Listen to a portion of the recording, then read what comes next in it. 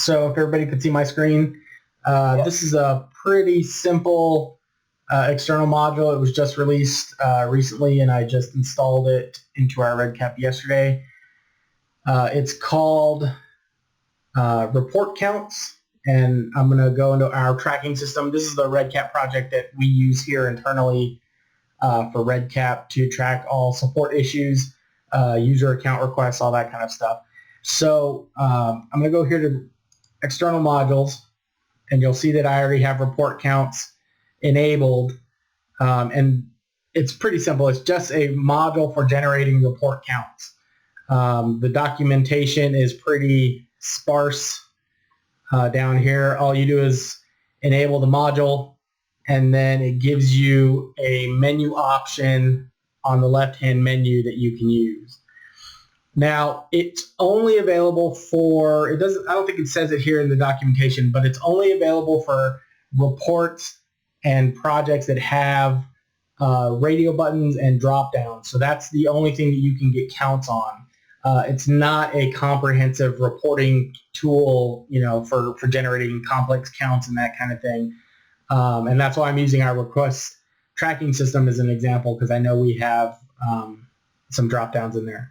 So once this is enabled here, and everybody should be able to enable it themselves, if they go to the external modules menu option and then click enable a module, they should see it in the options. And it might not pop up since it's already enabled. But you would just go in there and find report counts and then enable it. And then you'll get this option here that's under external modules that says report counts.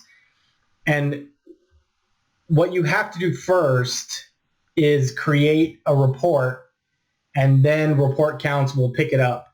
And so we have a report here called all tickets, and it just has a list of all the tickets from everybody, what they needed, who it was by, and what kind of a request it was. And so I'm using that as an example here for the report counts, because what I'm going to do is I'm just going to create a report that shows the report counts based on who was assigned to handle that ticket. So the first thing we would do is we would just click on report count. I'll just say all tickets. I'll give it a name. And then here you would have to select the report that you want to use. And so I'm going to use the all tickets report. And you have the option of just getting the total count for the records or for the report. So if I just click save here, you'll just see the total. So this is how many records we have how many tickets we have so far.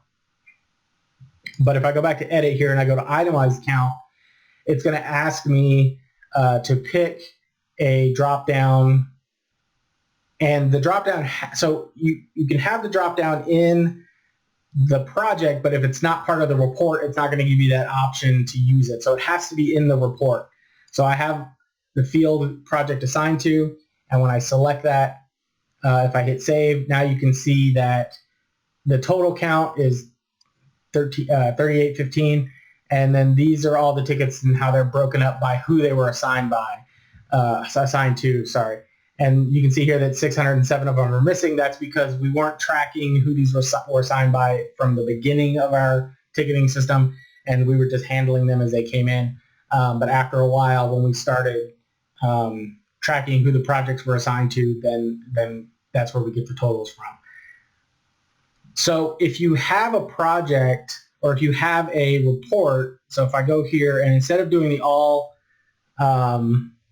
tickets, so let me just create a report real quick that we can test, or I can show you what happens when you don't have a drop down. So I'll just say request type.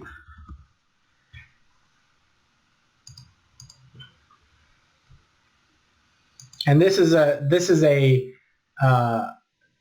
checkboxes. This field is checkboxes. It's whether you need like password reset or you're requesting an account, that sort of thing. So if I save the report here, and then we'll just view the report real quick, you can just see here that it has the request type. So this would be like new password, new account, password reset, that kind of thing. But if I go back to the report counts and I create another report and I select this request type report, I'm allowed to create the total count report, but if I click on itemize count, it's going to give me an error and say that this selected report has no radio button or drop down field to group by. So there has to be a radio button field or a drop down field to group the data by. So you can't use checkboxes because you can have more than one checkbox checked, and so it's not going to give you a clean count because there's going to be some overlap. And that might be something that they address in the future, but right now it's only for radio buttons and drop-down fields.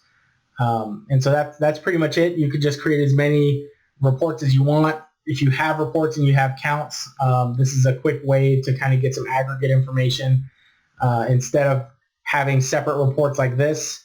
So if we had this is for outstanding tickets, but you can see here that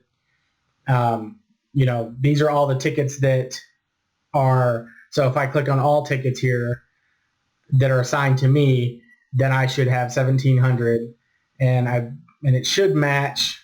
It might be off a little bit because there are some that are assigned to me that aren't closed, but here you go. So it's 1,728. So instead of creating a report like this where we break it out by each person just to get the totals and see who's done what, you can have this report counts just give you a quick total here. And this would come in handy if you had like a drop down of the states. You wanted to know where people were registering from and they have to have their address in it, and you wanted to see where everybody was coming from, or which would be fine for us with like one of our COVID initiatives, or if you have other things that you want to track, whether it's race and ethnicity or gender. This is a quick way for you to create reports and get counts for those reports. Does anybody have any questions?